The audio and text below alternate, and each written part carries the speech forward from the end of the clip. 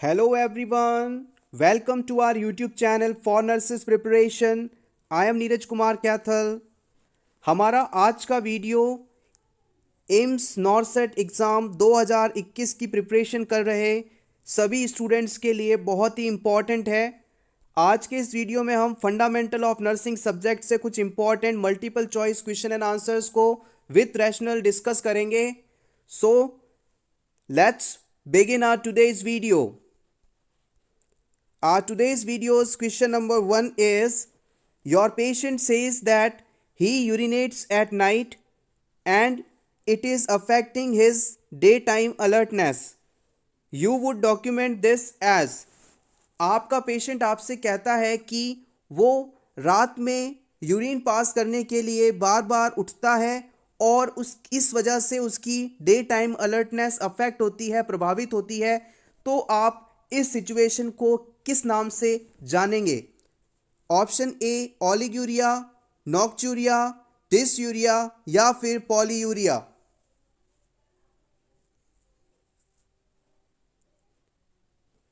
The right answer of this question is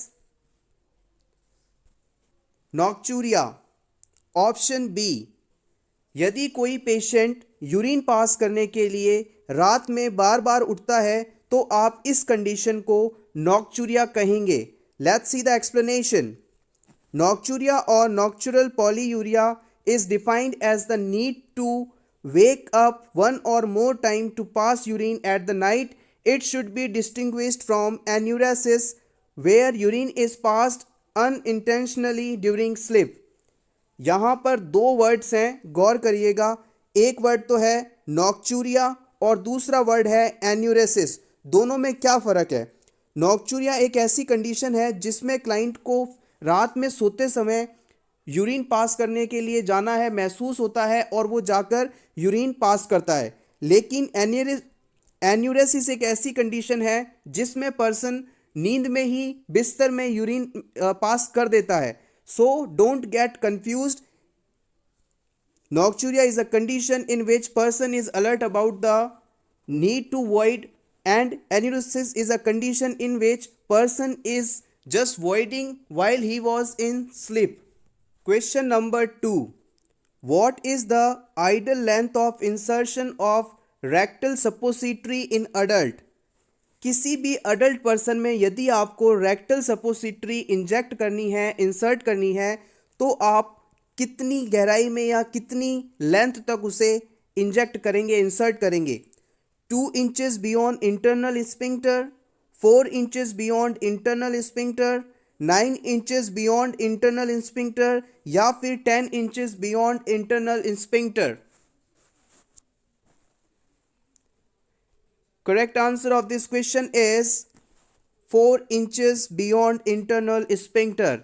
जब कभी भी आपको अडल्ट पर्सन के अंदर रेक्टल सपोसिटरी इंजेक्ट करनी है तो आप याद रखें एनाल इंटरनल स्फिंक्टर के से 4 इंचेस ऊपर तक आप इसे इंसर्ट करेंगे.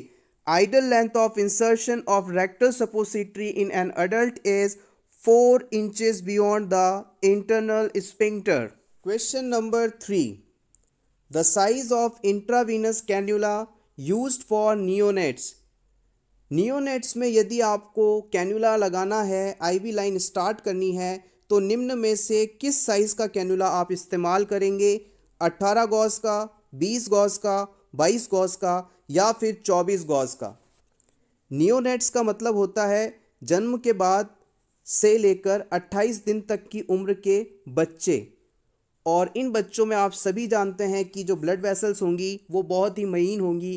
तो उसके अकॉर्डिंग आप डिसाइड करके बताइएगा कि कितने गॉज साइज़ का कैन्यूला आप एक नियोनेट के लिए सेलेक्ट करेंगे. कैन्यूलास की कलर कोडिंग या उनके गॉज के बारे में एम्स एग्ज़ाम्स में अक्सर क्वेश्चंस पूछे जाते हैं. I hope AIIMS NORCET exam जो कि इस साल सितंबर 2021 में होगा उसमें भी आपको यहाँ से एक ना एक क्वेश्चन देखने को मिल सकता है. सो color coding and the gauze portion of the cannula are the important. Let's clear this topic with the help of a table. Let's before this know the answer. We will select 24 gauze size cannula for a neonate. हम neonate के लिए 24 gauge का cannula इस्तेमाल करेंगे और इसकी सहायता से हम उसे प्रॉपरली फ्लूइड या मेडिसिन दे पाएंगे। फ्रेंड्स, आप अभी देख रहे हैं for nurses preparation YouTube channel. अगर आपको ये वीडियो अच्छा लग रहा है तो प्लीज़ इस वीडियो को लाइक कर दीजिए। पहली बार अगर आप इस चैनल पर पहुंचे हैं तो please please please subscribe the channel, because nursing competitive exams में के लिए हम रेगुलर इस चैनल पर वीडियोस अपलोड कर रहे हैं। Let's see the explanation. This is the table by which we will try to understand about the cannulas all types। सबसे पहली चीज़ जो इस कॉन्सेप्ट को समझने के लिए ज़रूरी है वो है, जितना आपका गॉज साइज़ छोटा होगा उतना ही आपका जो फ्लो रेट है वो ज़्यादा होगा। मान लीजिए गॉज साइज़ है 14, तो इसका जो फ्लो रेट होगा वो सबसे ज़्यादा होगा, हाईएस्ट होगा। यदि आपको किसी पर्सन में सबसे ज़्यादा सबसे तेज़ी से कोई फ्लूइड कोई मेडिसिन आपको डिलीवर करनी है, पहुंचानी है उसके शरीर में, तो सबसे छोटे गॉज साइज़ के कैनुला का आप इस्तेमाल करेंगे। और जहां पर यदि गॉज साइज़ ज़्यादा है, गॉज साइज़ हाई है, बड़ा है, तो इसके अंदर जो फ्लो रेट होगा वो कम होगा, फ्लो रेट डिक्रीज़ होगा, कम होगा। यदि आपको नियोनेट्स के अंदर, जैसा कि हमने जाना पिछले क्वेश्चन के अंदर, कि उनकी जो ब्लड वेसल्स होती हैं काफ़ी महीन होती हैं, बारीक होती हैं, तो उनमें हमने ब्लड ट्रांसफ्यूशन कराने हेतु 24 साइज़ का कैन्यूला इस्तेमाल किया, जो कि सबसे बड़ा गॉज साइज़ है सभी कैन्यूलास में। लेकिन उससे क्या हो रहा है, जो फ्लूइड बच्चे को डिलीवर होगा वो बहुत ही स्लो होगा और उसकी आवश्यकता के अनुसार होगा। तो आई होप ये कॉन्सेप्ट आप समझ गए होंगे। गॉज बढ़ाओगे तो फ्लो रेट कम होगा, गॉज घटाओगे तो फ्लो रेट बढ़ जाएगा। ये दोनों ऑपोजिट होते हैं एक दूसरे के, सिंपली।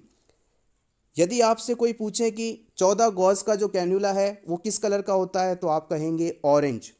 इसका क्या इस्तेमाल है, तो आप कहेंगे अडोलोसेंट और अडल्ट के अंदर हम फ्लूइड को रैपिडली एडमिनिस्टर करने हेतु इसका इस्तेमाल करते हैं।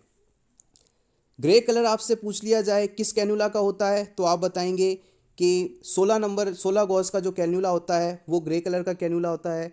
इसका इस्तेमाल अडोलोसेंट एंड अडल्ट मेजर सर्जरी और ट्रॉमा, किसी अडल्ट या अडोलोसेंट पर्सन में मेजर सर्जरी होनी है या फिर उसका कोई एक्सीडेंट हो गया है, उसे चोट लगी है, तो उस समय ग्रे कलर का कैन्यूला इस्तेमाल करते हैं।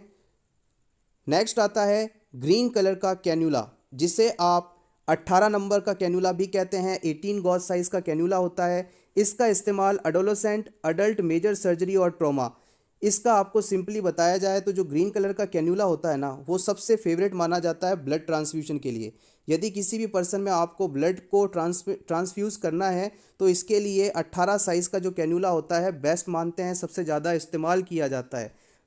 नेक्स्ट बात करते हैं कैन्यूला नंबर 20 साइज़ कैन्यूला, जो कि आपके पिंक कलर का आता है। 20 नंबर का कैन्यूला पिंक कलर का कैन्यूला होता है और इसका इस्तेमाल ओल्डर चिल्ड्रन, एडोलेसेंट और अडल्ट तीनों में किया जाता है। ओल्डर चिल्ड्रन, एडोलेसेंट और अडल्ट्स, इन तीनों के लिए पिंक साइज़ का कैन्यूला इस्तेमाल किया जा सकता है। हॉस्पिटल्स में सबसे ज़्यादा जो कैन्यूला आप देखने को मिलेगा तो वो आपका ब्लू कलर का कैन्यूला होगा। ओल्डर चिल्ड्रन, एडोलेसेंट और एल्डरली अडल्ट, लगभग older children, adolescent, elderly adult सभी में ब्लू कलर के कैन्यूला का इस्तेमाल किया जाता है। और हॉस्पिटल्स में सबसे ज़्यादा इसी कैन्यूला का इस्तेमाल आप करने को देखेंगे। जो लोग क्लिनिकल सेटिंग्स में काम करते हैं, हॉस्पिटल में काम करते हैं, उन्हें ये चीज़ अच्छे से मालूम होगी। लास्ट हमारा आता है 24 गॉज साइज़ का कैन्यूला। ये आपके येलो कलर का होता है और इसका इस्तेमाल नियोनेट, इन्फेंट और टॉडलर, इनके लिए किया जाता है। 24 साइज़ का कैन्यूला येलो कलर का होगा। नियोनेट, इन्फेंट और टॉडलर एज ग्रुप के लिए इसका इस्तेमाल मुख्य रूप से किया जाता है।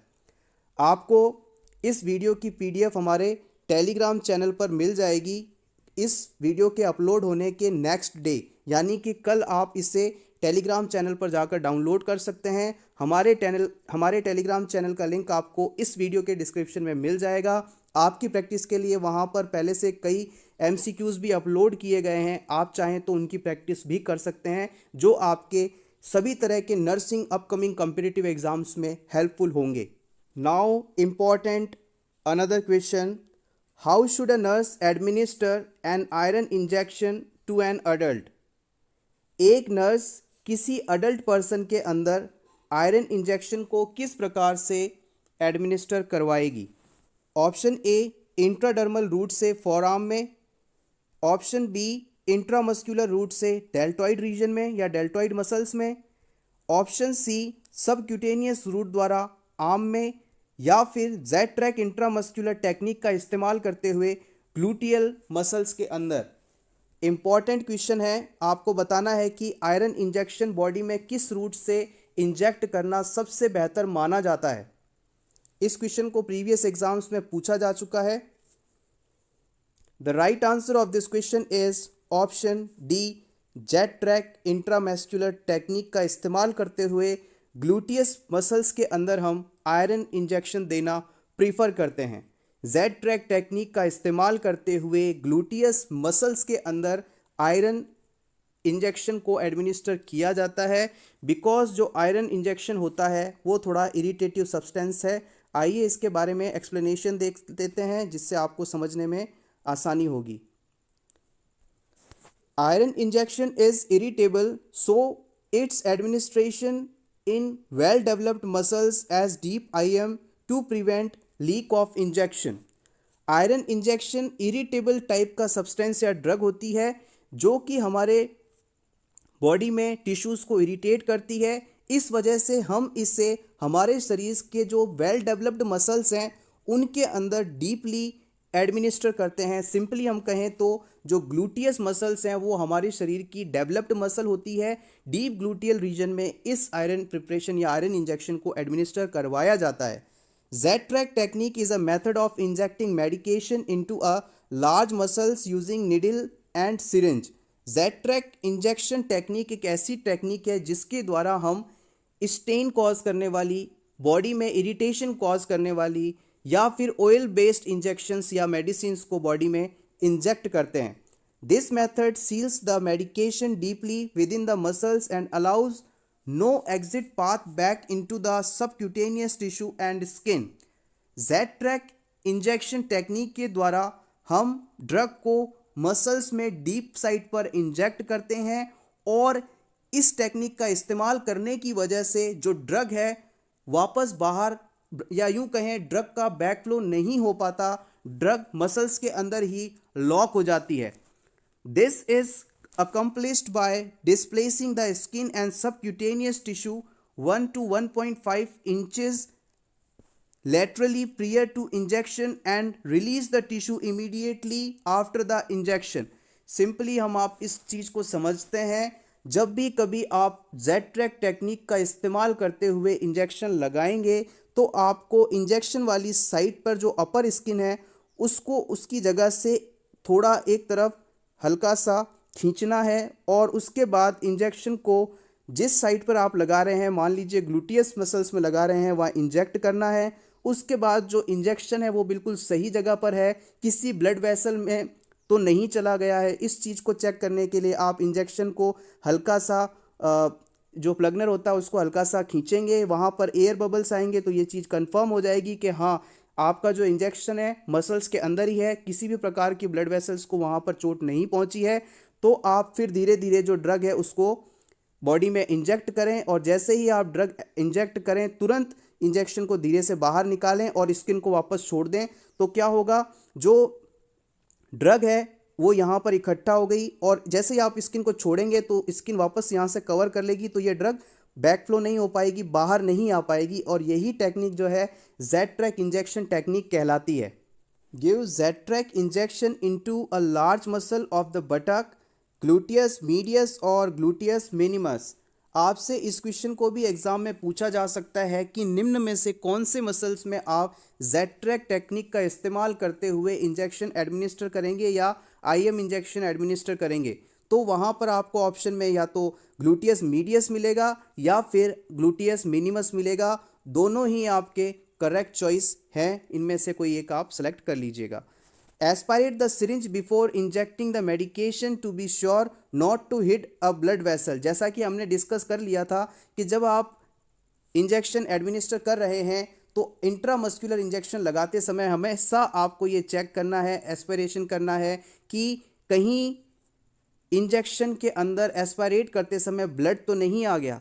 आपने जैसे ही आईएम इंजेक्शन लगाने के लिए पेशेंट की स्किन को पेनिट्रेट करते हुए मसल्स के अंदर सिरिंज डाली और हल्का सा पीछे से जो इंजेक्शन का प्लगनर होता है इसे आप खींचेंगे। यदि वहाँ पर बुलबुले आते हैं, हवा जैसी सब्सटेंस आ रही है, तब तो आपका इंजेक्शन बिल्कुल करेक्ट साइट में चला गया है। लेकिन यदि वहाँ पर हल्का सा भी ब्लड आ जाए तो आप तुरंत उस इंजेक्शन को पर्सन की बॉडी से बाहर निकाल लेंगे और उस मेडिसिन को, उस इंजेक्शन को डिस्कार्ड कर देंगे और अगली बार दूसरा इंजेक्शन नया मेडिसिन के साथ तैयार करके फिर नई साइट पर इंजेक्ट करेंगे।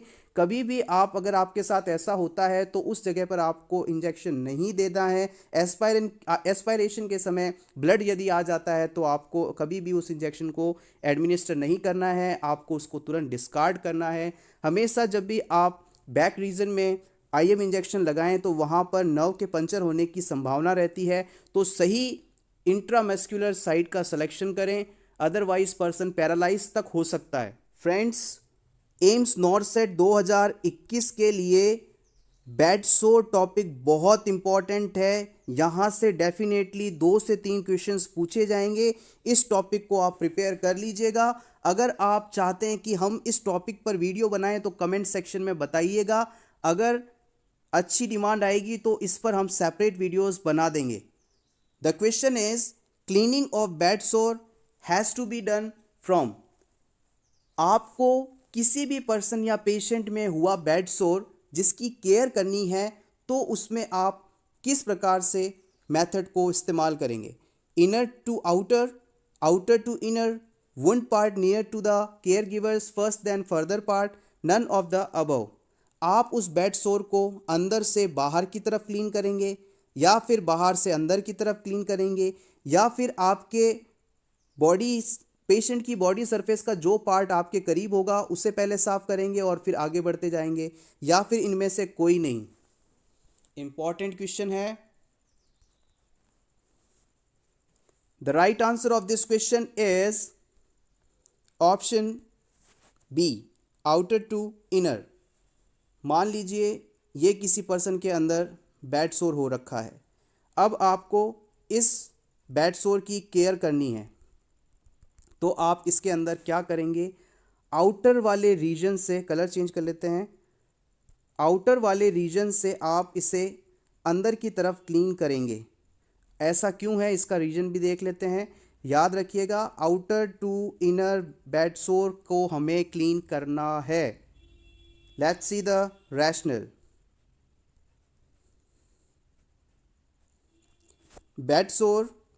Bedsore is considered as contaminated wound. In this, the periphery considered as more clean, so cleaning of the wound has to be done outer to inner. जो बेडसोर होता है वो एक कंटेमिनेटेड वुंड माना जाता है, घाव, कंटेमिनेटेड घाव माना जाता है। यहाँ पर थोड़ा सा टाइपिंग मिस्टेक है, एरर है, so please ignore this. Bedsore को हम एक कंटेमिनेटेड घाव के रूप में देखते हैं और इसकी केयर करने के लिए जो कॉन्सेप्ट होता है वो ये होता है कि जो हिस्सा कम गंदा है या कम कंटेमिनेटेड है उससे शुरुआत करते हुए जो हिस्सा ज़्यादा कंटेमिनेटेड है उस तक जाना है। अगर आप ज़्यादा कंटेमिनेटेड वाले एरिया से कम कंटेमिनेटेड वाले एरिया की तरफ आएंगे तो क्या होगा, ज़्यादा कंटेमिनेटेड एरिया में मौजूद बैक्टीरिया या कोई भी माइक्रो ऑर्गेनिज्म कम कंटेमिनेटेड वाले एरिया तक पहुंच जाएगा और हो सकता है कि उस पार्ट में भी वो डिजीज़ कॉज कर दे। इस चीज़ से बचने हेतु फंडामेंटल ऑफ नर्सिंग के अंदर ये इम्पॉर्टेंट कॉन्सेप्ट समझाया जाता है कि आपको हमेशा जिस हिस्से को हम लेस कंटेमिनेटेड मानते हैं उस जगह से मोर कंटेमिनेटेड एरिया में आपको हमेशा क्लीनिंग करती है। Except one case, let's see about this. In surgical wound, cleaning has to be done from inner to outer.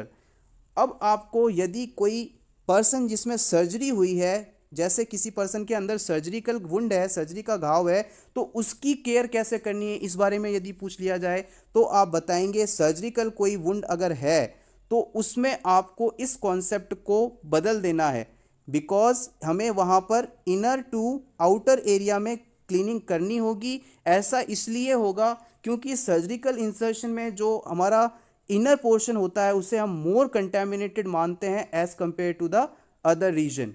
So let's see once again, bedsore वाली जो कंडीशन थी उसमें हमने बाहर से अंदर की तरफ घाव को क्लीन किया, और यदि किसी पर्सन के अंदर सर्जिकल वुंड है तो उसके अंदर हम अंदर से बाहर की तरफ केयर करेंगे। Always remember this. Question number 6, increase depth of breathing with normal respiratory rate is called. यदि किसी पर्सन के अंदर डेप्थ ऑफ ब्रीथिंग बढ़ जाए, यानी सिंपली हम कहें तो लंबी लंबी सांस लेने लगे, लेकिन उसका जो रेस्पिरेटरी रेट है वो नॉर्मल रहे। नॉर्मल रेस्पिरेशन रेट हम मानते हैं 16 से 20। पर्सन 1 मिनट में 16 से 20 बार सांस ले रहा हो, लेकिन जो उसके सांस लेने का तरीका है उसमें डीप ब्रीथिंग कर रहा है, गहरी गहरी लंबी लंबी सांस ले रहा है, तो आप इसे क्या कहेंगे? Option A hyperpnoea, option B bradypnoea, option C orthopnoea, या फिर option D Kussmaul's breathing. The correct answer of this question is option first hyperpnoea. Hyperpnoea, इस वर्ड को आप याद कर लीजिए, इंपॉर्टेंट है। ये क्वेश्चन आपसे प्रीवियस नर्सिंग एग्जाम्स में पूछा जा चुका है। Let's see the explanation. Increased depth of breathing with normal respiratory rate is known as hyperpnea। यदि किसी पर्सन के अंदर deep breathing, depth of breathing बढ़ जाए या डीप ब्रीथ कर रहा हो, लेकिन उसकी रेस्पिरेशन की रेट जो है वो नॉर्मल है, तो इसे आप कहेंगे हाइपर एप्निया कंडीशन। सेकेंड आता है bradypnoea. It is a normal slow breathing. Bradypnoea एक ऐसी कंडीशन होती है जिसका मतलब होता है स्लो ब्रीथिंग। एक पॉइंट है, यदि किसी भी वर्ड के पहले ब्रेडी प्रीफिक्स लग जाए तो उसका मतलब हमेशा किसी भी चीज़ का कम होना है, डिक्रीज होना है। किसी भी शब्द के पहले यदि as a prefix brady word जुड़ जाए तो उसका मतलब है कमी होना। तो ब्रेडिप्निया यानी रेस्पिरेशन का कम होना। नेक्स्ट आता है orthopnoea, discomfort in breathing while lying down flat. यदि कोई पेशेंट आपसे कहता है कि मैं लेटा हूं और मुझे सांस नहीं आ रहा है, लेकिन मैं जैसे ही उठ के बैठ जाता हूं तो मुझे आराम आ जाता है, तो आप कहेंगे कि आप उस पेशेंट के अंदर ऑर्थोप्निया कंडीशन मौजूद है, यानी लेटने पर उसे सांस नहीं आ रहा है, लेकिन जैसे ही वो अपनी पोजीशन चेंज करता है, बैठता है या फिर उठ कर खड़ा हो जाता है, तो उसका रेस्पिरेशन नॉर्मल हो जाता है। कॉस्मोल ब्रीथिंग, इसमें काफ़ी ज़्यादा कन्फ्यूजन होता है। ये इम्पॉर्टेंट भी है बिकॉज इसके अंदर मेटाबॉलिक एसिडोसिस कंडीशन इंक्लूडेड है, तो ये आपसे मेडिकल सर्जिकल नर्सिंग के अंदर भी पूछा जा सकता है। Kussmaul's breathing, deep and laboured breathing associated with severe metabolic acidosis. यदि किसी पर्सन के अंदर डीप ब्रीथिंग हो, गहरी गहरी लंबी लंबी सांस ले रहा हो, और साथ में उसको सांस लेने के दौरान लेबर करना पड़ रहा हो, जोर लगाना पड़ रहा हो, ताकत लगानी पड़ रही हो, और यदि आप उसके बॉडी के अंदर जांच कराएंगे, टेस्ट कराएंगे और मेटाबॉलिक एसिडोसिस कंडीशन मौजूद हो, तो फिर आप कहेंगे कि उस पर्सन में कॉस्मोल्स ब्रीथिंग प्रेजेंट है। डीप ब्रीथिंग कर रहा हो, लेबर्ड ब्रीथिंग कर रहा हो और मेटाबॉलिक एसिडोसिस मौजूद हो, सीवियर मेटाबॉलिक एसिडोसिस मौजूद हो, ये तीन चीज़ें अगर मौजूद हैं तो आप कह सकते हैं कि पर्सन में कॉस्मोल्स ब्रीथिंग हो रही है। नेक्स्ट क्वेश्चन है, what is the full form of LAMA? LAMA क्या होता है? Leave against medical advice, leave and medication advice, leave alone with medical application, leave against medication apply. Correct answer of this question is leave against medical advice. Leave against medical advice. LAMA, इसको आप abscond के नाम से भी जान सकते हैं। इसमें पेशेंट क्या करता है, डॉक्टर को बिना बताए या डॉक्टर की बिना इजाज़त के हॉस्पिटल से भाग जाता है, बिना अपना ट्रीटमेंट कंप्लीट करवाए, बिना डॉक्टर की परमिशन लिए हॉस्पिटल से भाग जाना लामा कहलाता है, leaving against medical advice. Next question, nurse obtains vital signs and determine level of comfort for the patient, which standard of practice is performed। एक नर्स किसी क्लाइंट के वाइटल साइंस रिकॉर्ड करती है, चेक करती है और उसके लेवल ऑफ कंफर्ट को पहचानती है, जानती है, पता करती है। तो इन दोनों काम के द्वारा नर्स के द्वारा प्रैक्टिस का कौन सा स्टैंडर्ड परफॉर्म किया जा रहा है। Option A assessment, option B diagnosis, option C planning या फिर इम्प्लीमेंटेशन। इंपॉर्टेंट क्वेश्चन है। The right answer of this question is option A, that is assessment. यदि किसी नर्स या हेल्थ केयर प्रोवाइडर के द्वारा किसी भी पेशेंट में उसके बारे में, उसकी हेल्थ के बारे में जानकारी ली जा रही है, डाटा कलेक्ट किया जा रहा है, तो ये असेसमेंट कहलाएगा। Let's see the explanation. Obtaining vital signs as objective data, determining level of comfort by asking patient is subjective data, obtaining subjective and objective data from patient known as assessment, and it is a part of nursing process. किसी भी patient में vital signs check करना objective data कहलाता है। दो प्रकार के data होते हैं, एक होता है ऑब्जेक्टिव डाटा और एक होता है सब्जेक्टिव डाटा। ऑब्जेक्टिव डाटा वो होता है जिसमें आप या हेल्थ केयर प्रोवाइडर के द्वारा खुद चेक किया जाता है कि पर्सन में क्या हेल्थ स्टेटस है, और जो सब्जेक्टिव डाटा होता है उसमें क्लाइंट से पूछा जाता है कि भाई आपको क्या तकलीफ हो रही है, कैसा आप महसूस कर रहे हैं, ये सब चीज़ें जो बताई जाती हैं क्लाइंट्स के द्वारा, वो सब सब्जेक्टिव डाटा कहलाता है। अब ऑब्जेक्टिव और सब्जेक्टिव डाटा कलेक्ट करना असेसमेंट कहलाता है। ऑब्जेक्टिव डाटा, सब्जेक्टिव डाटा किसी पेशेंट से कलेक्ट करना सम्मिलित रूप से असेसमेंट कहलाता है। और जो असेसमेंट है नर्सिंग प्रोसेस का एक पार्ट है। नर्सिंग प्रोसेस क्या है इसके बारे में भी जान लेते हैं। Nursing process functions as a systemic guide to client centred care, 5 sequential steps. Nursing process किसी भी पेशेंट को सेंटर में रखकर उसको केयर प्रोवाइड करवाने का एक सीक्वेंशियल सेटअप है। इसके अंदर 5 स्टेप्स इंक्लूड किए जाते हैं जो कि हैं असेसमेंट, डायग्नोसिस, प्लानिंग, इम्प्लीमेंटेशन और इवैल्यूएशन। नर्सिंग प्रोसेस आपके लिए बहुत इंपॉर्टेंट टॉपिक है, किसी ना किसी रूप में आपको यहाँ से क्वेश्चन देखने को मिल सकता है। Let's see about this. Assessment step जो होता है नर्सिंग प्रोसेस का, उसके अंदर पेशेंट के बारे में डाटा कलेक्ट किया जाता है, चाहे वो ऑब्जेक्टिव हो, जांच करवाई जाएं, या फिर सब्जेक्टिव हो, यानी पेशेंट से हिस्ट्री ली जाए कि कब बीमार हुए, कैसे बीमार हुए, पहले ऑपरेशन तो नहीं हुआ, क्या तकलीफ़ है, कब से तकलीफ़ है, सभी बातों को पता करना असेसमेंट कहलाता है। सेकंड स्टेप आता है डायग्नोसिस। इसमें हम ये कंफर्म करते हैं कि भाई पेशेंट को प्रॉब्लम है क्या। Diagnosis is the step of nursing process in which we confirm that what is the actual problem client is having. This is known as diagnosis. And the third point is known as planning. It is a step in which we plan what conditions or what type of treatment we will do or give to the client. Planning एक ऐसा step है जिसमें हम ये decide करते हैं कि person में ये प्रॉब्लम है और इसके लिए उसे हमको ये ट्रीटमेंट देना है। फोर्थ स्टेज आता है उसमें, उसको हम बोलते हैं इम्प्लीमेंटेशन। इम्प्लीमेंटेशन का मतलब होता है पुटिंग प्लान इनटू एक्शन। इसमें हमने जो प्लान बनाया है कि भाई इस पेशेंट को ये दवाई देनी है या फिर इस पेशेंट में ये सर्जरी करनी है, जो भी हमने प्लान किया है उस चीज़ को परफॉर्म करना, दवाई देना या फिर सर्जरी करना, इम्प्लीमेंटेशन करना, यानी सिंपली कहें तो उस चीज़ को करना जो हमने प्लान बनाया है। और जब प्लान को हमने इम्प्लीमेंट कर दिया उसके बाद वो कहाँ तक सही है गलत है, पर्सन की हालत सुधर रही है नहीं सुधर रही है, इस सब चीज़ों का आकलन करना, मूल्यांकन करना, इवैल्यूएट करना। इवैल्यूएशन 5th पॉइंट के अंतर्गत आता है। डिड द प्लान वर्क, आपने जो प्लान बनाया है क्या वो सही है, उससे पेशेंट को फ़ायदा हो रहा है या नहीं हो रहा है। अब फ्रेंड्स इन पॉइंट्स को याद रखने के लिए आप एक सिंपल सा निमोनिक्स या ट्रिक याद रख सकते हैं। ADPI, ADPIE, add pi.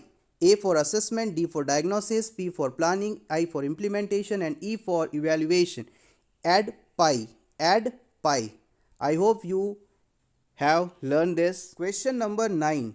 If a narrow cuff is used for measuring blood pressure, then what will be the outcome? यदि किसी पेशेंट के अंदर आपको बीपी चेक करना है और उस पेशेंट में आपने कोई नैरो बीपी कफ लगा दिया, यानी मान लीजिए किसी बड़े पर्सन के अंदर बच्चों वाला या नैरो साइज का बीपी कफ आपने लगा दिया, तो क्या होगा? ऑप्शंस हैं actual reading will be obtained, सही रीडिंग आएगी, कोई प्रॉब्लम नहीं होगी। Falsely high reading will be obtained, नहीं, जो बीपी आएगा वो बहुत ज़्यादा बढ़ा हुआ आएगा।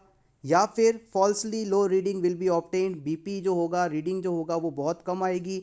या फिर इसके द्वारा हम बीपी नहीं माप पाएंगे, बीपी कांट मेजर्ड। क्या होगा यदि आपने किसी पर्सन के अंदर नैरो कफ लगा दिया? तो the right answer of this question is falsely high reading will be obtained, falsely high reading will be obtained. Person में, अडल्ट पर्सन में मान लीजिए आपने नैरो बीपी कफ बांध दिया, तो फिर क्या होगा? उसमें ये होगा कि जो उस पर्सन का एक्चुअल बीपी आना चाहिए वो नहीं आएगा, बहुत ज़्यादा हाई रीडिंग बीपी की आएंगी, और ये अच्छी बात नहीं है। अब देखते हैं, इसके कॉन्सेप्ट को समझने की कोशिश करते हैं। Use of narrow cuff leads to falsely high reading and use of large cuff with cause falsely low reading. यदि आपने किसी पर्सन के अंदर नैरो सकरा कफ बांधा तो बीपी है वो हाई आएगा, और यदि किसी बच्चे के अंदर आपने बहुत बड़ा अडल्ट वाला बीपी कफ बांध दिया तो उससे जो रीडिंग आएगी वो बहुत ज़्यादा लो आएगी। यानी नैरो बीपी कफ इम्प्लीमेंट करोगे तो हाई रीडिंग आएगी, और यदि वाइड बीपी कफ इस्तेमाल करेंगे तो लो रीडिंग आएगी। So always be clear with the concept. The width of the blood pressure cuff should be 40% of the circumference and length of the cuff should be 80% of the circumference. किसी भी person के अंदर आपसे पूछ लिया जाए कि पर्सन का जो हेड सर्कमफ्रेंस है, हैंड सर्कमफ्रेंस है, उसका अनुपात और बीपी कफ का अनुपात कितना होना चाहिए, तो आपका जितना भी हैंड सर्कमफ्रेंस है, यानी जैसे ये मान लीजिए हाथ है, इसकी जो परिधि का माप है, जैसे आपने चारों तरफ से माप लिया कि भाई इतना है, अब उसका 40% जो है वो होना चाहिए बीपी कफ चौड़ा, और इस लेंथ का 80% होना चाहिए लंबा। Remember this. Question number 10, all of the below are sign of cardiopulmonary arrest except. निम्न में से सभी साइंस कार्डियोपल्मोनरी अरेस्ट में देखने को मिलते हैं, एक को छोड़ के वो कौन सा है?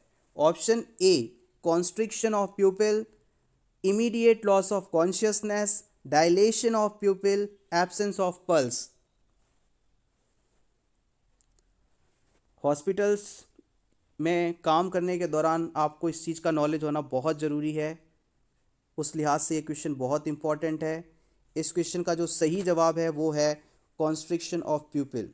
यदि किसी पर्सन के अंदर अचानक से हार्ट काम करना बंद कर दे, कार्डियक अरेस्ट हो जाए, कार्डियोपल्मोनरी अरेस्ट हो जाए, तो उस सिचुएशन के अंदर उसकी जो प्यूपिल्स है, आंखों की पुतली है, वो कभी भी कॉन्स्ट्रिक्ट नहीं होंगी, संकुचित नहीं होंगी। इस सिचुएशन में हमेशा जो प्यूपिल्स हैं वो पर्सन की डायलेट हो जाएंगी, फैल जाएंगी। ये नहीं होगी प्यूपिल्स कॉन्स्ट्रिक्ट नहीं होंगी, डायलेट हो जाएंगी, फैल जाएंगी। Always remember this. और प्यूपिल्स जो हैं कॉन्स्ट्रिक्ट कब होती हैं? कॉन्स्ट्रिक्ट तब होती हैं जब पर्सन कोई नशा करे, ओपियोइड ले, उस समय पर्सन की जो प्यूपिल्स होती हैं वो कॉन्स्ट्रिक्ट हो जाती हैं। ऐसी सिचुएशन में पर्सन को लॉस ऑफ कॉन्शियसनेस हो सकता है, बेहोश हो सकता है, अनरिस्पॉन्सिव हो सकता है, और उसके अंदर पल्स भी एब्सेंट हो जाती है। So constriction of pupil never occur in a person who is suffering with cardiopulmonary arrest. Let's see the explanation. Constriction of pupil is not a sign of cardiopulmonary arrest. It is seen in opioid poisoning. यदि किसी person के अंदर opioid poisoning हुई है तो वहाँ पर constriction of pupil होगा, ना कि cardiopulmonary arrest के दौरान। Sudden unexpected loss of heart function, breathing and consciousness known as cardiopulmonary arrest. यहाँ पर गौर करिएगा, कार्डियोपल्मोनरी अरेस्ट, हार्ट भी है वो काम नहीं कर रहा, फेफड़े भी काम नहीं कर रहे हैं, सभी चीज़ें अरेस्ट हो गई हैं, रुक गई हैं, काम करना बंद कर दी हैं। So cardiopulmonary arrest is a condition in which heart breathing function stopped and person become unconscious. In cardiac arrest, the heart abruptly stops beating without prompt intervention. It can result in a client death. यदि किसी person में cardiac arrest आता है तो उस दौरान person को यदि प्रॉपर ट्रीटमेंट ना मिले तो पर्सन की डेथ तक हो सकती है। Main symptom is loss of consciousness and unresponsiveness. Cardiac arrest जब भी पेशेंट को आएगा अचानक तो पर्सन के अंदर हार्ट रेट जाएगी, फिर सांस लेना बंद कर देगा और अनकॉन्शियस हो जाएगा, अनरिस्पॉन्सिव हो जाता है। This medical emergency need immediate CPR और इस सिचुएशन में आपको तुरंत CPR स्टार्ट कर देना है या फिर आपके आसपास डिफिब्रिलेटर मौजूद है तो उसका इस्तेमाल करना है। Hospital care includes drugs, implantable devices और अदर प्रोसीजर। यदि क्लाइंट हॉस्पिटल में है तो आप उसमें ड्रग्स एडमिनिस्टर कर सकते हैं, उसके अंदर इम्प्लांटेशन डिवाइस इम्प्लांट कर सकते हैं और ऐसा करके आप पेशेंट की जान बचा सकते हैं। अब next important, very important question for every type of nursing exams, international nurses day कब सेलिब्रेट किया जाता है? ये क्वेश्चन तो आपको बिल्कुल याद होना ही चाहिए। इंटरनेशनल नर्सेस डे हर साल 1 दिसंबर को मनाओगे, 12 मई को, 2 जून को या फिर 1 मई को? The correct answer of this question is option B 12 May. 12 मई को प्रतिवर्ष हम नर्सेस डे या इंटरनेशनल नर्सेस डे के रूप में मनाते हैं। Let's see some important points about this. International nurses day is celebrated on 12 May and which is the birthday of Florence Nightingale. हमारे नर्सिंग की जो देवी हैं फ्लोरेंस नाइटिंगेल, जिनके लिए सभी के दिलों में बहुत ही ज़्यादा रेस्पेक्ट होनी चाहिए, इन्हें ही हम father of modern nursing, mother of modern nursing, Pioneer of modern nursing, इसके अलावा लेडी विद द लैम्प के नाम से भी जानते हैं। इनके जन्मदिन को पूरे विश्व में as a international nurses day के रूप में मनाया जाता है। नर्सेस डे पर हर साल क्या थीम रखी जाती है उसके बारे में भी एग्जाम्स में क्वेश्चन पूछ लिया जाता है। Florence Nightingale by name lady with the lamp. Florence Nightingale को हम लेडी विद द लैम्प के नाम से जानते हैं। इन्हें लेडी विद द लैम्प क्यों कहा जाता है, आइए इसके बारे में जान लेते हैं। क्रीमियन वॉर के दौरान जब क्रीमियन की लड़ाई चली थी उस दौरान फ्लोरेंस नाइटिंगेल वहाँ गईं। उन्होंने वहाँ पर मौजूद हॉस्पिटल की पूरी जिम्मेदारी अपने ऊपर ली, साफ़ सफाई से लेकर जो पेशेंट है, घायल हैं, उनकी केयर तक करना, सब कुछ उन्होंने खुद से संभाला। और रात के समय जब वो सोल्जर्स, घायल सोल्जर्स हॉस्पिटल में वार्ड के अंदर रहते थे, उन्हें कोई तकलीफ़ है या नहीं है, फिर भी वो राउंड लेने के लिए जाती थी और जब भी वो राउंड लेने जाती उनके पास लैंप होता था, लालटेन होती थी। तो उनके कार्य से प्रभावित होकर वहाँ मौजूद सभी सोल्जर्स ने उन्हें लेडी विद द लैम्प के नाम से बुलाना शुरू कर दिया। घायल सभी सैनिकों के घर वालों को रात में बैठकर लैंप की रोशनी में उन्होंने लेटर्स तक लिखे थे। इस महान कार्य को करने की वजह से उन्हें लेडी विद द लैम्प के नाम से पूरी दुनिया में जाना लगा। अब जानते हैं फ्लोरेंस नाइटिंगेल की बर्थ डेट के बारे में। 12 मई 1820 फ्लोरेंस, इटली में। फ्लोरेंस नाइटिंगेल का जन्म इटली के फ्लोरेंस शहर में 12 मई 1820 में हुआ था और इनकी मृत्यु लंदन में 13 अगस्त 1910 को हुई थी। फ्लोरेंस नाइटिंगेल की डेथ से भी क्वेश्चन एग्जाम में पूछा गया है, बट ज़्यादातर उनका जन्म कब हुआ था इसके बारे में पूछा जाता है। बट रिमेंबर 13 अगस्त 1910 को लंदन, इंग्लैंड के शहर लंदन में उनकी मृत्यु हुई थी। इन्हें ब्रिटिश नागरिकता प्राप्त थी। वो एक स्टैटिशियन, सोशल रिफॉर्मर, फाउंडेशन और फिलोसोफर ऑफ मॉडर्न नर्सिंग के रूप में जाने जाती हैं। Question number 12, length of insertion of nasogastric tube is measured from. यदि किसी पर्सन में आपको नेजोगैस्ट्रिक ट्यूब या एनजी ट्यूब लगानी है तो कितनी इंसर्ट करनी है ट्यूब को पेशेंट के अंदर, उसे आप कैसे मापेंगे? Option A, tip of nose to ear lobe, then xiphoid process. आप टिप ऑफ नोज से लेकर पहले ईयर लोब तक नापेंगे, फिर ईयर लोब से जिफॉइड प्रोसेस तक मापेंगे, या फिर टिप ऑफ नोज से जिफॉइड प्रोसेस तक डायरेक्ट मापेंगे, या फिर टिप ऑफ नोज से स्टमक तक मापेंगे, या फिर इनमें से कोई नहीं? The right answer of this question, इस क्वेश्चन के बारे में आप सभी को पता होना बहुत जरूरी है। Option A, tip of nose then ear lobe then xiphoid process. हम उस पेशेंट में, जैसे मान लीजिए एक रफ डायग्राम बना के समझ लेते हैं इसको। ये मान लीजिए पेशेंट है, ये आपका क्लाइंट का जो नोज टिप है, इसको रेड कलर से मापते हैं। ये मान लीजिए हम अब जो माप रहे हैं वो है नेसोगैस्ट्रिक ट्यूब। उसकी नोज टिप से लेके उसके ईयर लोब तक माप जाएंगे, फिर ईयर लोब से जो जिफॉइड प्रोसेस है वहाँ तक नापेंगे। ये जितनी ट्यूब की लंबाई होगी उसको नोट कर लेंगे, और एडमिनिस्ट्रेशन के समय इतनी ही ट्यूब को पेशेंट के अंदर इस मार्किंग तक लगाया जाएगा। नोज टिप से ईयर लोब से जिफॉइड प्रोसेस। जिफॉइड प्रोसेस आपकी ब्रेस्ट बोन या स्टर्नम बोन का नुकीला एरिया होता है, जिससे कुछ ऊपर आप हाथ रखकर सीपीआर भी परफॉर्म करते हैं। Question number 13, stiffness occurs in body after death known as. मृत्यु के बाद डेथ बॉडी का अकड़ जाना क्या कहलाता है? Algor mortis, livor mortis, rigor mortis, none of the above? The correct answer of this question is, it is a printing mistake, so ignore this. The right answer is rigor mortis. मृत्यु के बाद शरीर का अकड़ना rigor mortis के नाम से जाना जाता है। Let's C explanation. Elgar mortis, decrease of body temperature. मृत्यु के बाद शरीर का तापमान कम होना एल्गर मोर्टिस कहलाता है। लेवार मोर्टिस क्या होता है? Discolouration of skin after death. मृत्यु के बाद शरीर या चमड़ी का कलर बदलना लेवर मोर्टिस के नाम से जाना जाता है। और राइगर मोर्टिस क्या है? Stiffness of body that occurs 2 to 4 hours after death. जन्म के 2 से 4 घंटे बाद शरीर का अकड़ना राइगर मोर्टिस कहलाता है। Always remember these terms, they are very basic, sometimes asked in exam. While cleaning eye it has to be cleaned from. यदि किसी क्लाइंट में आपको आई क्लीनिंग करनी है तो आप उसमें कैसे करेंगे?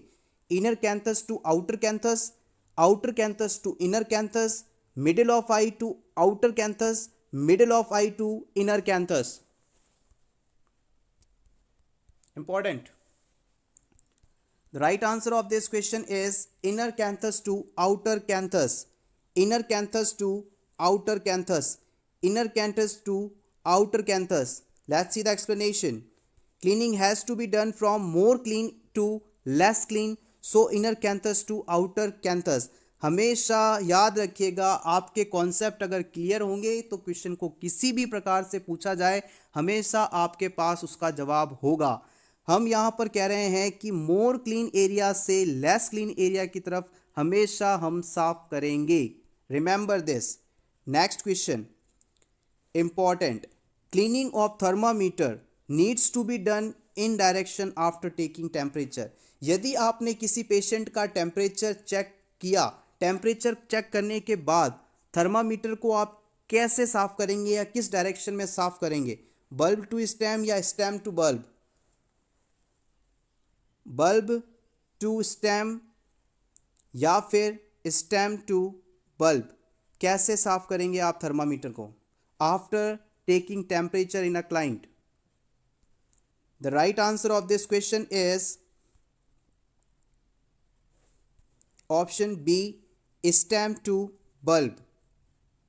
टेम्परेचर लेने के बाद हम स्टेम से बल्ब की ओर हमेशा थर्मामीटर को क्लीन करेंगे। इसका कॉन्सेप्ट भी वही है जो हम पहले 2 बार डिस्कस कर चुके हैं। टेम्परेचर लेने के बाद ये वाला जो थर्मामीटर का एरिया है, इस जगह पर पेशेंट की बॉडी कांटेक्ट में आई तो यहाँ पर माइक्रो ऑर्गेनिजम्स ज़्यादा होंगे, तो ये कंटेमिनेटेड एरिया है as compare to the this surface और दिस एरिया। तो हमें हमेशा मोर क्लीन एरिया से लेस क्लीन एरिया या फिर लेस कंटेमिनेटेड एरिया से मोर कंटेमिनेटेड एरिया की तरफ क्लीन करना है। तो आप इस डायरेक्शन में ऊपर से नीचे की तरफ इसको साफ करेंगे, क्लीन करेंगे।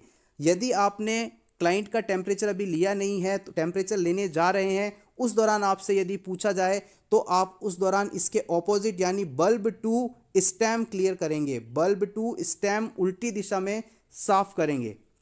Before taking temperature it has to be clean from bulb to stem. Next question, recording of electrical activity by skeletal muscle is known as.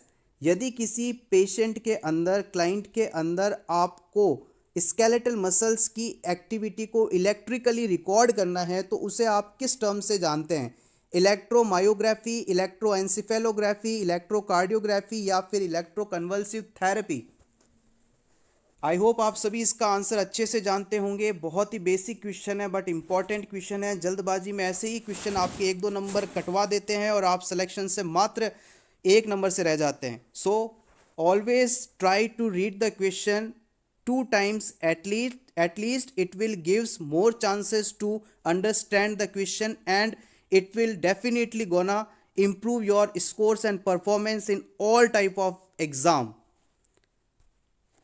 The correct answer is electromyography. यदि आप किसी भी पर्सन की body में muscles की activity को electrically record करते हैं तो इस प्रोसीजर को इलेक्ट्रोमायोग्राफी के नाम से जानते हैं। मायो एक प्रीफिक्स है जिसका मतलब होता है मसल्स। मायो एक प्रीफिक्स है जिसका मतलब होता है muscles. Let's see the explanation. Recording of electric activity of brain is known as electroencephalography. यदि किसी पर्सन के अंदर आप ब्रेन की इलेक्ट्रिकल एक्टिविटी को रिकॉर्ड करना चाहते हैं तो वो प्रोसीजर इलेक्ट्रोएंसेफेलोग्राफी कहलाएगा, जिसे आप शॉर्ट में EEG कहते हैं। अल्फा, बीटा, डेल्टा, थीटा सारी वेव्स पाई जाती हैं। Next point, recording of electrical activity of heart, इसे तो आप सब जानते हैं। ECG, electrocardiography, electroconvulsive therapy ECT is a treatment modality used in the severe depression client। Option में जो वर्ड ECT बताया गया था वो एक ट्रीटमेंट मोडालिटी है जिसका इस्तेमाल सीवियरली डिप्रेस्ड क्लाइंट के इलाज में किया जाता है। ऐसे पर्सन जो बहुत बुरे डिप्रेशन से गुजर रहे हैं या डिप्रेशन वाली स्थिति में है, उनके इलाज के लिए हम ECT का इस्तेमाल करते हैं। और ये ECT क्या है इसके बारे में जान लेते हैं।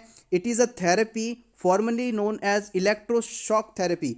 ECT यानी इलेक्ट्रोकन्वल्सिव थेरेपी को पहले हम इलेक्ट्रोशॉक थेरेपी के नाम से जानते थे। इसका इस्तेमाल साइकाइट्रिक ट्रीटमेंट में किया जाता है। Which seizure in the brain are electrically induced in patient provide relief from mental disorders. इस प्रोसीजर में हम पर्सन के दिमाग में इलेक्ट्रिकली सीजर्स क्रिएट करवाते हैं, यानी सिंपली कहें तो उसके दिमाग में लाइट के झटके लगाते हैं जिससे उसके ब्रेन में सीजर्स प्रोड्यूस होते हैं और उसको मेंटल डिसऑर्डर या साइकाइट्रिक प्रॉब्लम से निजात मिलता है। मोस्टली आपसे एग्जाम में पूछा जाता है कि what is the major indication of using ECT। ECT को यूज करने का सबसे बड़ा इंडिकेशन या उद्देश्य क्या है, तो आप वहां पर बोलेंगे डिप्रेशन के मरीजों को डिप्रेशन से बाहर निकालने के लिए झटके देने पड़ते हैं, ECT देनी पड़ती है।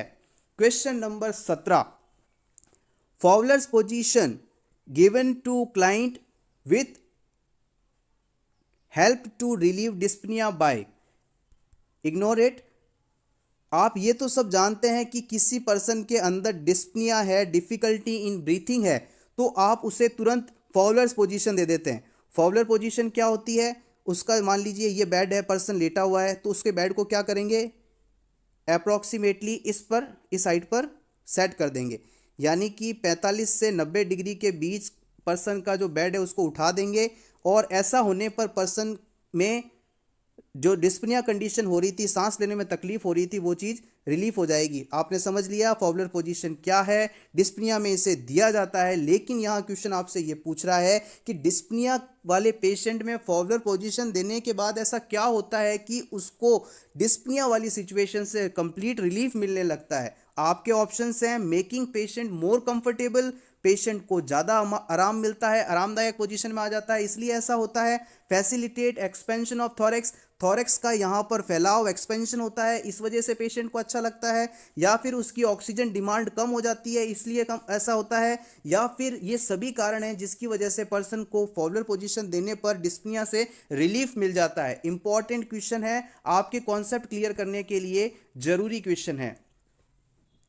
The right answer of this question is option D, facilitating expansion of thorax. आप इस चीज को समझने की कोशिश करिए। जब आप लेटे हो ऐसी सिचुएशन में आपके जो लंग्स हैं, फेफड़े हैं, उनको एक्सपेंशन के लिए कम स्पेस मिलता है, फैलने के लिए कम स्थान मिलता है। लेकिन आप जैसे ही उठकर बैठ जाते हैं तो आपका थोरेक्स वाला एरिया जो है उसका साइज बढ़ जाता है चारों तरफ से, और आपके फेफड़े पहले के मुकाबले ज़्यादा फैल पाते हैं तो उनमें ऑक्सीजन की मात्रा भी ज़्यादा जाती है, और ऑक्सीजन की मात्रा यहाँ ज़्यादा पहुँचेगी तो ब्लड में भी ऑक्सीजन जो है बढ़ जाएगा और पर्सन को डिफ़िकल्टी इन ब्रीथिंग या डिस्पनिया वाली कंडीशन से रिलीफ आने लगेगा। सो ऑलवेज रिमेंबर, जैसे ही पर्सन को हम फॉवलर्स पोजीशन देते हैं तो उसका चेस्ट रीजन एक्सपेंड होने के लिए प्रॉपर स्पेस मिलने लगता है, उसके फेफड़े ज़्यादा फैलते हैं और इस कारण से पर्सन को डिस्पनिया से रिलीफ मिलने लगता है। Upright position facilitate diaphragm exclusion and enhances thorax expansion, so Fowler position helps in relieving dyspnea.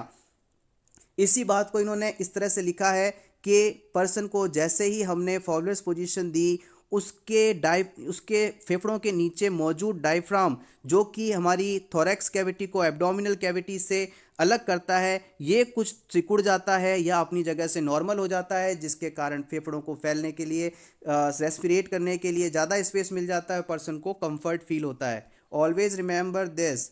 Next question, question number 18।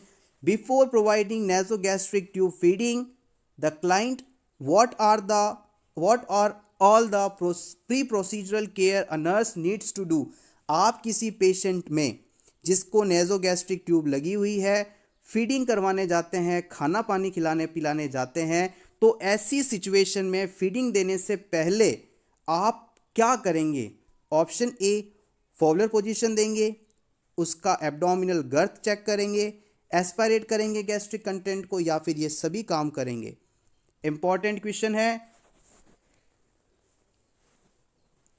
The correct answer of this question is all of the above.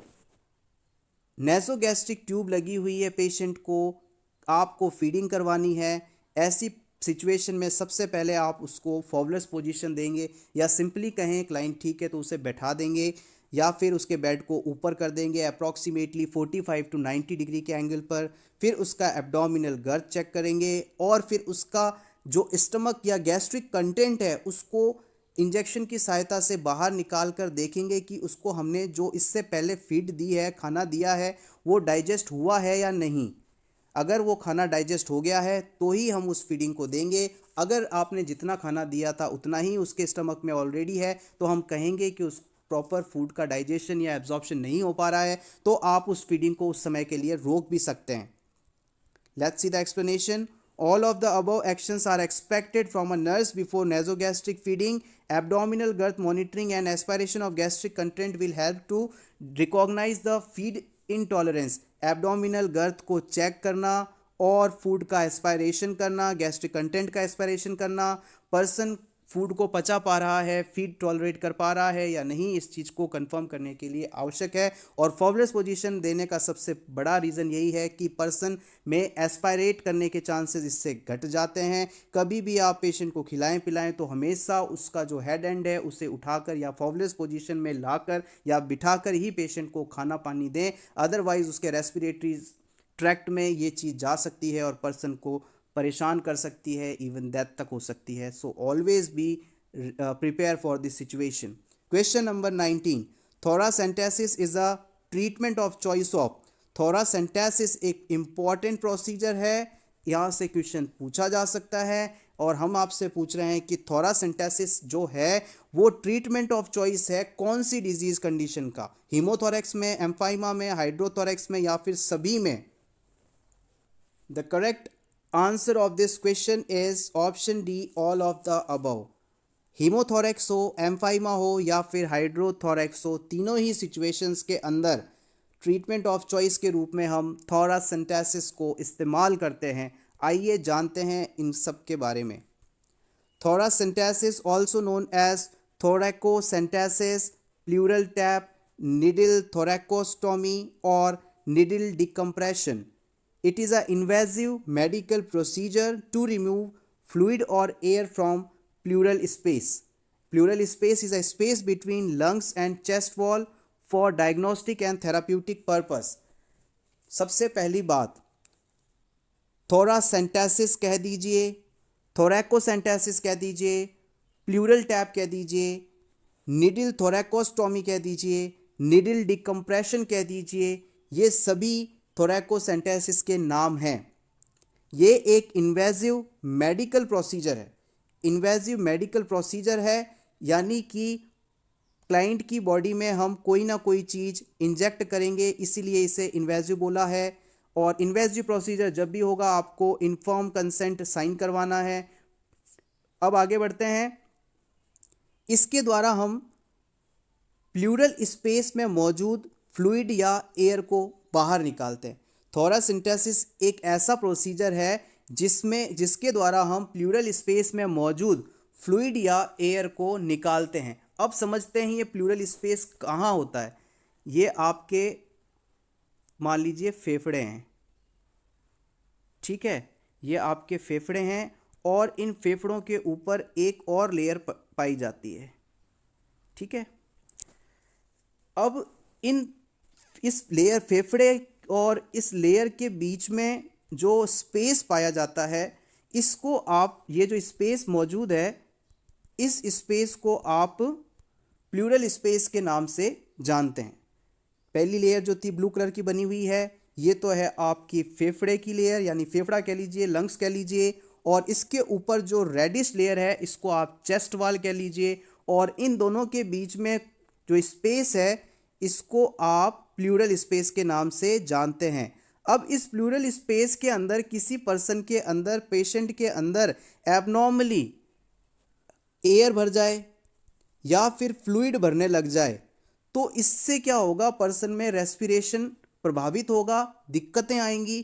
तो इसके इलाज के लिए हम क्या करते हैं, person के फेफड़े वाले हिस्से में सही जगह का चुनाव करते हुए एक निडल एडमिनिस्टर करते हैं, एक सुई लगाते हैं और उसके द्वारा सारे एक्स्ट्रा कंटेंट को, फ्लूइड को या एयर को एस्पायरेट करके बाहर निकाल देते हैं। और यही प्रोसीजर जो है आपका थोरासेंटेसिस के नाम से जाना जाता है। आई होप आप इस प्रोसीजर को समझ चुके हैं। अब नेक्स्ट अपन बढ़ते हैं हीमोथोरैक्स के बारे में। हीमोथोरैक्स क्या है? When blood collects between the chest wall and lungs, hemo जो वर्ड आप कहीं भी देखें तो इसका मतलब आप समझ लीजिएगा ब्लड। अब हमने डिस्कस किया था प्लूरल स्पेस में, यानी फेफड़े और चेस्ट वॉल के बीच की जो जगह है वहाँ पर ब्लड इकट्ठा हो जाए, तो इस कंडीशन को आप हीमोथोरैक्स कहेंगे। और इस ब्लड इकट्ठे हुए ब्लड को आप निडल की सहायता से एस्पायरेट करके बाहर निकाल दें तो थोरासेंटेसिस प्रोसीजर हो जाएगा। नेक्स्ट आता है एम्फाइमा। एम्फाइमा, ये ईमा जो वर्ड है ब्लड को डिनोट करता है। एम्फाइमा का मतलब होता है pus. It is also called pyothorax और purulent pleuritis. Pleuritis inflammation of the pleural layer. Empyema का मतलब है किसी भी जगह पर पस की मौजूदगी। It is a condition in which pus gather in the area between lungs and inner surface of the chest wall. फेफड़े और चेस्ट वॉल के बीच यानी प्लूरल स्पेस में पस भर जाए तो इस कंडीशन को आप एम्फाइमा कहेंगे। Pus is a fluid filled with immuno cells, death cells and bacteria. अब पस क्या होता है? Pus immune cells, death cells और बैक्टीरिया, इन सभी का मिश्रण होता है।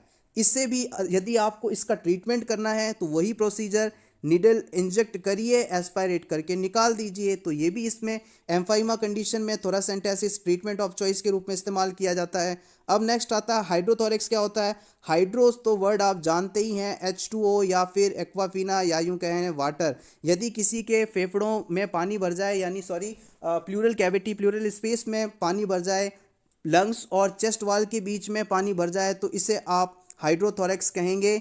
और this condition most likely to develop secondary to congestive heart failure following an increased hydrostatic pressure with lungs।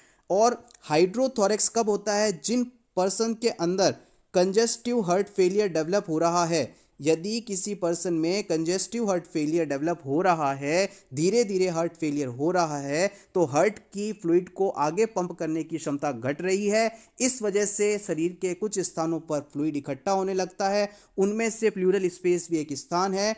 तो आप कहेंगे कि यदि कंजेस्टिव हार्ट फेलियर के मरीज में हाइड्रोथोरेक्स सिचुएशन बन रही है तो इसका ट्रीटमेंट ऑफ चॉइस के रूप में थोरासेंटेसिस का इस्तेमाल किया जा सकता है। Which of the following, next question है, which of the following is use to assess the function of brain stem.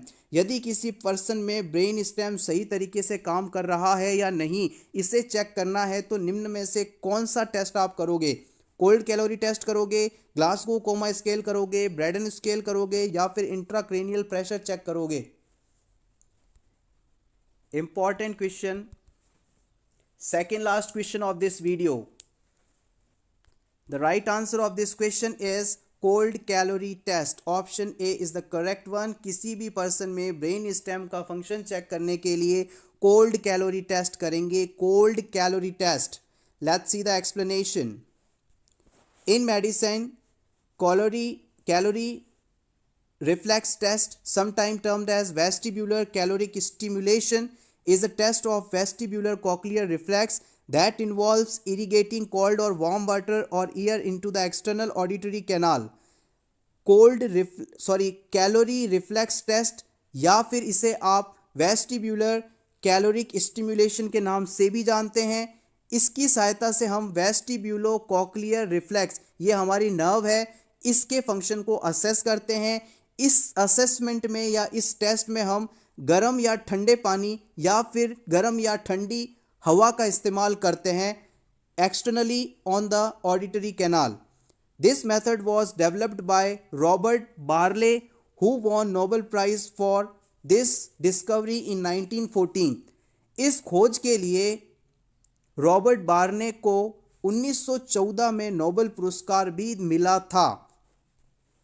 Calorie stimulation is a test that is uses difference in temperature to diagnose damage to acoustic nerve. Calorie stimulation के दौरान warm और cold water जो इस्तेमाल करते हैं उसकी वजह से हमारी जो अकॉस्टिक नर्व है वो स्टिमुलेट होती है, और उसका स्टिमुलेशन ये निर्धारित करता है कि नर्व सही है या फिर डैमेज्ड है। This is the nerve that involves in hearing and balance. हमारी एकॉस्टिक नर्व या फिर वेस्टिब्यूलो कॉक्लियर नर्व जो है वो हियरिंग और बैलेंस दोनों के फंक्शन को परफॉर्म करती है। Test also check the damage to brain stem. इस टेस्ट के द्वारा हम ब्रेन स्टेम का भी चेक कर सकते हैं। नेक्स्ट ऑप्शन की टर्म थी ग्लासगो कोमा स्केल, GCS। ये काफ़ी इंपॉर्टेंट है, यहाँ से आपको कोई ना कोई क्वेश्चन देखने को मिलेगा। Most common scoring system use to describe the level of consciousness in a person following traumatic brain injury. यदि किसी पर्सन में किसी प्रकार का ट्रॉमा हो जाए, इंजरी हो जाए ब्रेन में, तो वो कितना कॉन्शियस है, उसके लेवल के कॉन्शियसनेस को मापने के लिए GCS या ग्लासगो कोमा स्केल का इस्तेमाल किया जाता है। नेक्स्ट आता है ब्रेडन स्केल। ब्रेडन स्केल भी इंपॉर्टेंट है, यहाँ से कई बार क्वेश्चन पूछा गया है। मोस्टली यहाँ से ये पूछा जाता है कि ब्रेडन स्केल का इस्तेमाल आप क्यों करते हैं। आइए जानते हैं इस क्वेश्चन का answer. Brydon scale for predicting pressure ulcer risk. किसी भी पर्सन में प्रेशर अल्सर्स डेवलप हो रहे हैं या नहीं, इस चीज़ को प्रिडिक्ट करने हेतु, उसका अनुमान लगाने हेतु हम ब्रेडन स्केल का इस्तेमाल करते हैं। सिंपली याद रखिएगा, Braden scale related with the pressure ulcer. It is a tool that was discovered in 1987 by Barbara Braden and Nancy Bergstrom. 1987 में बारबरा ब्रेडन और नैन्सी बर्गेस्ट्रॉम के द्वारा इस टेस्ट को डेवलप किया गया था। The purpose of the scale is to help health professional specially nurses assess the patient's risk of developing a pressure ulcer. Nurses को स्पेशली पेशेंट के अंदर प्रेशर अल्सर डेवलप होगा या नहीं, हो रहा है या नहीं, इस चीज को पता करने में इस ब्रेडन स्केल का बहुत ही ज़्यादा उपयोग किया जाता है। Let's see about the intracranial pressure ICP. Intracranial pressure is a pressure exerted by fluid such as cerebrospinal fluid inside the skull and on the brain tissue. Skull के अंदर सेरिब्रोस्पाइनल फ्लूइड CSF के द्वारा brain tissue पर डाला गया दबाव या pressure intracranial pressure कहलाता है। Measured in millimetres of mercury, इसे हम mmHg या मिलीमीटर्स ऑफ मर्क्यूरी में दर्शाते हैं। At rest normal 7 to 15 mmHg of supine adult. ये वैल्यू थोड़ा सा आपको अलग बुक में अलग मिल सकती है, बट अप्रॉक्सीमेटली याद रखिएगा। यदि कोई पर्सन सीधा लेटा हुआ है, सुपाइन पोजीशन में है, तो उसके अंदर 7 से 15 mm of Hg normal intracranial pressure माना जाता है। Last question of this video, clinical manifestation of increased ICP। यदि किसी पर्सन के अंदर इंट्राक्रेनियल प्रेशर बढ़ जाए तो उसमें क्या साइन एंड सिम्टम्स देखने को मिलेंगे।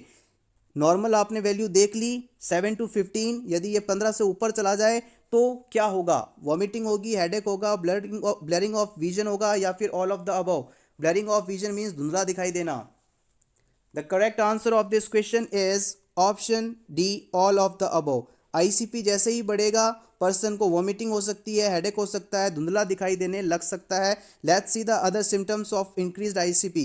यदि इन्फेंट्स के अंदर ICP बढ़ता है तो उनमें drowsiness, separate suture, skull bulging, soft spot on the top of the head bulging, fontanelle vomiting आदि सब कुछ देखने को मिल सकता है। यदि इन्फेंट्स के अंदर ICP बढ़ा तो उनमें ड्राउजीनेस यानी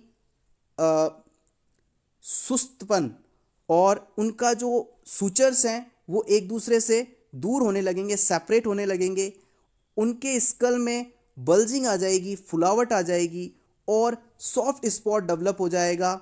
ये सब इन्फेंट्स के अंदर इंट्राक्रेनियल प्रेशर बढ़ने के दौरान देखे जाने वाले इंपॉर्टेंट साइन एंड सिम्टम्स हैं।